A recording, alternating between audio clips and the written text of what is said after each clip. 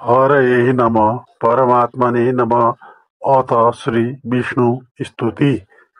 शान्ताकारं भुजगशयनं पद्मनाभं सुरेशं विश्वाधारं गगनसदृशं मेघवर्णं शुभांगं लक्ष्मीकान्तं कमलनयनं योगिभिर्ध्यानगम्यं वन्दे विष्णुं भवभयहरं सर्वलोकैकनाथं। शान्ताकारं भुजगशयनं पद्मनाभं सुरेशं विश्वाधारं गगनसदृशं मेघवर्णं शुभांगं लक्ष्मीकान्तं कमलनयनं योगिभिर्ध्यानगम्यं वन्दे विष्णुं भवभयहरं सर्वलोकैकनाथं।